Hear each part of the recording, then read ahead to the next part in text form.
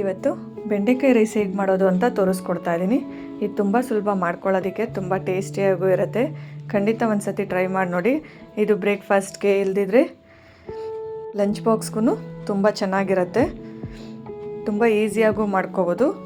ಖಂಡಿತ ಒಂದು ಸತಿ ಟ್ರೈ ಮಾಡಿ ನೋಡಿ. ಇದನ್ನು ಹೇಗೆ ಮಾಡೋದು ಅಂತ ನೋಡೋಣ ಬನ್ನಿ.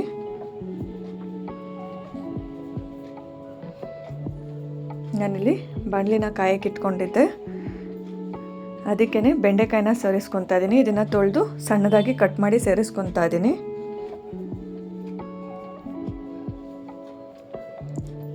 ಇದಕ್ಕೇ ಈಗ ನಾನು 1 ಟೇಬಲ್ ಸ್ಪೂನ್ ಆಗೋಷ್ಟು ಎಣ್ಣೆನ ಸೇರಿಸ್ಕೊತಾ ಇದ್ದೀನಿ.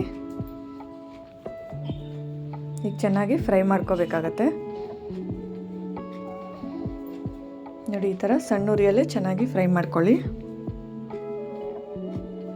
ನೋಡಿ, ಈ ಥರ ಚೆನ್ನಾಗಿ ಫ್ರೈ ಮಾಡ್ಕೋಬೇಕು. ಕಲರ್ ಚೇಂಜ್ ಆಗೋ ಗಂಟನೂ ಚೆನ್ನಾಗಿ ಹುರ್ಕೋಬೇಕಾಗತ್ತೆ. ನೋಡಿ, ಈ ಥರ ಫ್ರೈ ಮಾಡ್ಕೊಳ್ಳೋದ್ರಿಂದ ತಿನ್ನೋದಕ್ಕೂ ತುಂಬ ಟೇಸ್ಟಿಯಾಗಿರುತ್ತೆ. ಈಗ ಇದಾಗಿದೆ.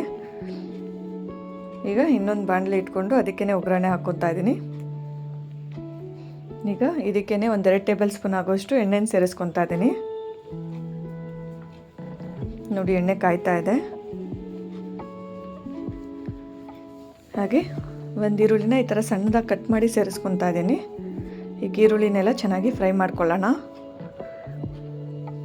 ಇದರಲ್ಲಿರೋ ಹಸಿ ವಾಸನೆ ಹೋಗೋ ಗಂಟನೂ ಚೆನ್ನಾಗಿ ಹುರ್ಕೋಬೇಕಾಗತ್ತೆ.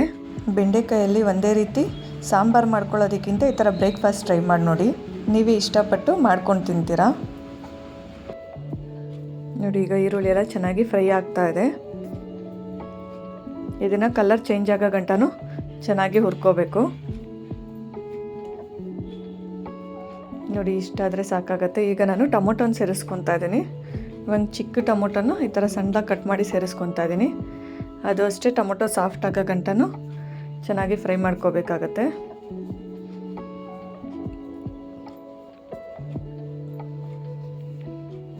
ನೋಡಿ, ಈ ಥರ ಸಣ್ಣ ಉರಿಯಲ್ಲೇ ಚೆನ್ನಾಗಿ ಟೊಮೊಟೊನೆಲ್ಲ ಸಾಫ್ಟ್ ಆಗೋ ಗಂಟನೂ ಚೆನ್ನಾಗಿ ಬೇಯಿಸ್ಕೊಳ್ಳಿ. ನೋಡಿ, ಈಗ ಟೊಮೊಟೊ ಎಲ್ಲ ಸಾಫ್ಟಾಗಿ ಬೆಂದಿದೆ.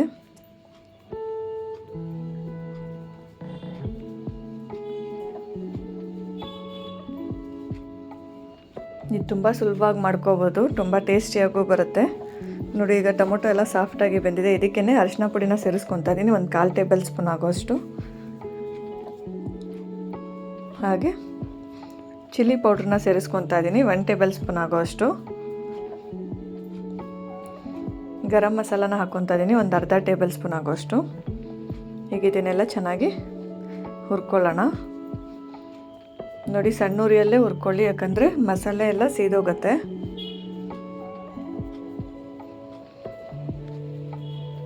ಇದಕ್ಕೇ ರುಚಿಗೆ ತಕ್ಕಷ್ಟು ಉಪ್ಪನ್ನು ಸೇರಿಸ್ಕೊತಾ ಇದ್ದೀನಿ.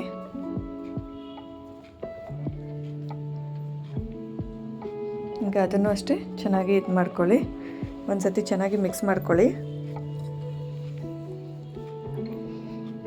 ಇದಕ್ಕೇ ಈಗ ನಾನು ಬೆಂಡೆಕಾಯಿನ ಸೇರಿಸ್ಕೊತಾ ಇದ್ದೀನಿ.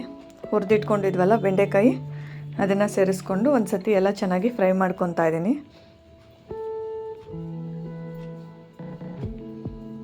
ಈಗ ಒಂದು ಚಿಕ್ಕ ಗ್ಲಾಸಲ್ಲಿ 1/2 ಗ್ಲಾಸ್ ಆಗೋಷ್ಟು ನೀರನ್ನ ಸೇರಿಸ್ಕೊತಾ ಇದ್ದೀನಿ. ಯಾಕಂದರೆ ಆ ಮಸಾಲೆ ಎಲ್ಲ ಚೆನ್ನಾಗಿ ಬೆಂಡೆಕಾಯಿಗೆ ಹಿಡಿಬೇಕು. ಅದರಿಂದ ಒಂದು ಚಿಕ್ಕ ಗ್ಲಾಸಲ್ಲಿ 1/2 ಗ್ಲಾಸ್ ಹಾಕ್ಕೊಳ್ಳಿ ಸಾಕು, ಜಾಸ್ತಿ ಹಾಕ್ಕೊಳ್ಳೋಕೆ ಹೋಗಬೇಡಿ. ಈಗೆಲ್ಲ ಒಂದು ಸತಿ ಚೆನ್ನಾಗಿ ಮಿಕ್ಸ್ ಮಾಡ್ಕೊಳ್ಳಿ.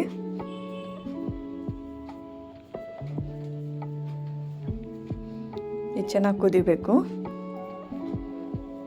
ನೋಡಿ, ಚೆನ್ನಾಗಿ ಕುದೀತಾ ಇದೆ. ಎಣ್ಣೆ ಎಲ್ಲ ಸಪ್ರೇಟಾಗಿ ಬಿಟ್ಕೊತಾ ಇದೆ. ಅಲ್ಲಿ ಗಂಟನೂ ಚೆನ್ನಾಗಿ ಫ್ರೈ ಮಾಡ್ಕೋಬೇಕಾಗತ್ತೆ.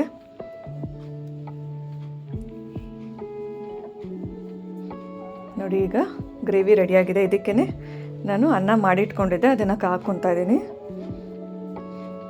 ಈಗೆಲ್ಲ ಚೆನ್ನಾಗಿ ಮಿಕ್ಸ್ ಮಾಡ್ಕೊಳ್ಳಿ. ಆ ಮಸಾಲೆ ಎಲ್ಲ ಅನ್ನಕ್ಕೆ ಹೊಂದ್ಕೊಳ್ಳೋ ರೀತಿಯಲ್ಲಿ ಚೆನ್ನಾಗಿ ಮಿಕ್ಸ್ ಮಾಡ್ಕೊಳ್ಳಿ. ನೋಡಿ, ಇದೇ ಥರ ಸಿಂಪಲ್ ರೆಸಿಪಿಗಾಗಿ ನನ್ನ ಚಾನಲ್ನ ಸಬ್ಸ್ಕ್ರೈಬ್ ಮಾಡಿಕೊಂಡು ಹೀಗೆ ಸಪೋರ್ಟ್ ಮಾಡ್ತಾಯಿರಿ. ಇದೇ ಥರ ನಾನು ಸಿಂಪಲ್ ರೆಸಿಪಿಗಳನ್ನ ಹಾಕ್ತಾ ಇರ್ತೀನಿ.